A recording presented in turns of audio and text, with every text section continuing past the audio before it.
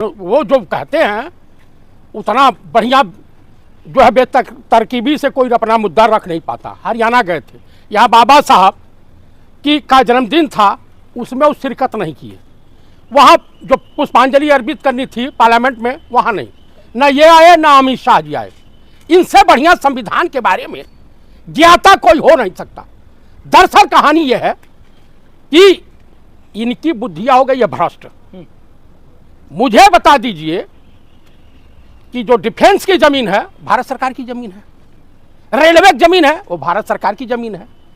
वक्फ board इसलिए लिया गया है, सरकारी तंत्र में फंसाया गया है, ताकि जैसे अयोध्या में डोगरा रेजिमेंट डिफेंस की जमीन 1300 एकड़ गौतम अड्डानी और हरामदेव लाला रामदेव और रविशंकर को इन्होंने दे दिया रेवड़ी के भाव।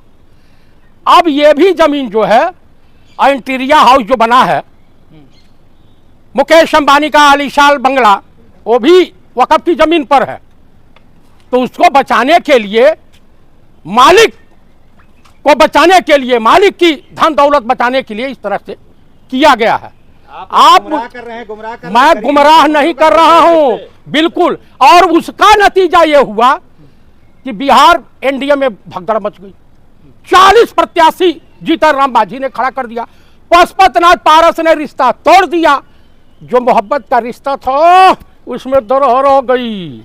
और नीतीश कुमार उससे पहले पैदल कर दिए गए हैं, पैदल हैं, अब वो सांसें ऊपर नीचे गिन रहे हैं। और इस सब का फायदा इंडिया गठबंधन को मिल रहा है। आज तेजस्वी यादव और झा साहब जो राज्यसभा सदस्य हैं, प्रोफेसर साहब, और हमारे राष्ट्रीय अध्यक्ष माननीय मल्लिकार्जुन खड़गे जी और माननीय नेता प्रतिपक्ष राहुल गांधी के साथ मीटिंग हुई है 10 राजाजी मार्ग। भाई साहब उसको देख करके चौक ले लिया है एनडीए गठबंधन। चौक समझ रहे हैं? एनडीए गठबंधन चौक ले लिया है। एनडीए गठबंधन समझते हैं? चौक का मतलब पिकअप नहीं पकड़ पा रही है बिहार में। अब पतन की बारी है। आप बताइए कि 14 अप्रैल बाबा साहब भीमराव अंबेडकर का जन्मदिन और प्रयागराज की पावन धरा पर ठाकुरों ने एक दलित को जला के मार डाला। आप बताइए, कहीं करणी सेना तलवार लहरा रही है तो कहीं एक ब्राह्मण पे करणी सेना हमला कर रही है बनारस में।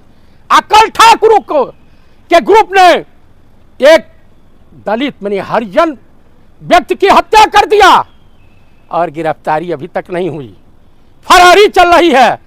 आकाशगंज में एक ठाकुर साहब बीजेपी के सदस्य हैं, बीजेपी के नेता हैं, बड़े नेताओं के साथ फोटो खिंचवाते हैं। अखिलेश प्रताप सिंह उर्फ गब्बर सिंह के नाम से मशहूर, वो जो है दाढ़ा उढ़ा बढ़ा करके लग रहे हैं डाकू चट्टान सिंह के जुड़वा भाई। और वे 7-8 लोग मिलकर के बलात्कार किए हैं। न महिलाएं उत्तर प्रदेश में सुरक्षित हैं, न दलित सुरक्षित है, न ब्राह्मण सुरक्षित है, न ओबीसी के लोग सुरक्षित है, न माइनॉरिटी के लोग सुरक्षित है। क्यों गुंडाई करवाओगे? क्या इस देश को गृह युद्ध की आंख में झोंकना चाहते हो? सोमालिया बनाना चाहते हो?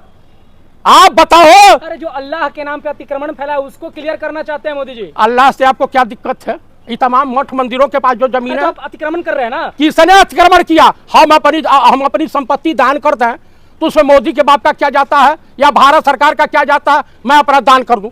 आप बताइए, राम के कुल की मर्यादा नहीं है, रघुकुल की मर्यादा है।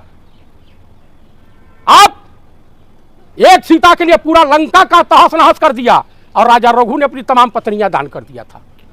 याद है आपको? जानकारी है? जिस राम के चरित्र के बारे में लोग दुनिया में फ्रेंचाइजी ले घूम रहे हैं, उसके चरित्र के बताए रास्ते पर उनके उपदेशों को मानने को तैयार है बीजेपी आरएसएस। आप बताइए, हो कौन आया हो? राणा विदेश से आया है ना, टेररिस्ट। अरे उसको भी बुला लिए होते जो उसका आका था, जिसका भाई अटल जी के अर्थी पर पुष्पांजलि देने आया था। वो तो अमेरिका के जेल में बंद है, क्या हेडली है ना। हाँ, और इन्हीं का आरएसएस के एक वैद्य जी हैं जो अभी आतंकवादी मारा गया था पाकिस्तान में। कौन था? मोहम्मद क्या नाम था? सईद से मिलने गए थे पाकिस्तान, इंटरव्यू ले रहे थे। आप बताइए, आडवाणी जी जिन्ना की मजार पर जाके माथा टेक रहे थे, हमारे देश के प्रधानमंत्री बिन बुलाए नवाज शरीफ के वहां बिरयानी खाने चले गए थे। अरे इस समय बात करते बेरोजगारी पर, बात करते किसानों की समस्या पर, बात करते महिलाओं के दोहरा शोषण, बात करते आप जो तांडव हुआ है आगरा में। आप मुझे बताइए, आप लोगों के अंदर खाते झगड़े ने बिहार को तो निपटा दिया आपसे, यूपी भी निपट जाएगा। जिस तरह से ब्राह्मणों का 300 ब्राह्मणों का अखबार में निकला है भैया, 300 ब्राह्मणों की हत्याएं हुई है योगी की सरकार में, और इसी तरीके से माइनॉरिटी वालों की, इसी तरीके से ओबीसी वालों की। अरे आपके पेट में दर्द क्यों हो रहा है? खुशियां का माहौल बना है कुछ मुसलमानों में। अच्छा, किस बात की माहौल बना? आप गए थे खुशी वहाँ? मना रहे हैं मुसलमान भाई लोग। आप गए थे देखने? आपको बिरयानी खाने को मिली है? कौवा बिरयानी खाए? कौन सी बिरयानी खाए? आप मुझे बताइए। चिकन बिरयानी तो आपको नसीब नहीं होगी, तो कौवा बिरयानी से काम चला लीजिए। अरे तो आपके पेट में दर्द क्यों हो रहा है? मुसलमानों को इससे फायदा होगा। अच्छा, क्या फायदा होगा? तनी हमको कहाँ लहंगा चुनरी बन जाएगी? आप बताइए, उनके बच्चे पढ़ पाएंगे? अरे अधिकार दिलाएंगे मोदी जी। अरे कब दिलाएंगे? जब रिटायरमेंट हो जाएंगे तब। अब उनकी रिटायरमेंट की बेला आ गई है, अब उनके जाने की बेला आ गई है।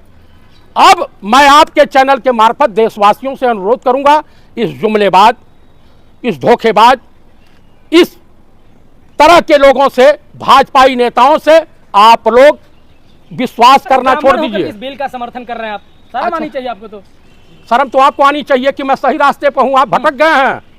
हाँ, आपको खुश नहीं होगा? मुझे खुशी तब होगी जब इस देश का बेरोजगार नौजवान खुश होगा, मुझे खुशी तब होगी जब इस देश का किसान खुशहाल होगा, मुझे खुशी तब होगी जब इस देश में महिलाओं की इज्जत आबरू सही सलामत रहेगी। एक यहाँ हुआ था रे, पूरा बीजेपी उठा ली थी। क्या नाम था वो बलिया वाली का? हाँ, राहुल जी अपने निजी खर्चे से उसके भाई को पढ़ा करके पायलट अफसर बनाए, और ये लोग क्या कर रहा है बीजेपी वाले? हाय हाय, अरे बेशर्म मर जाओ।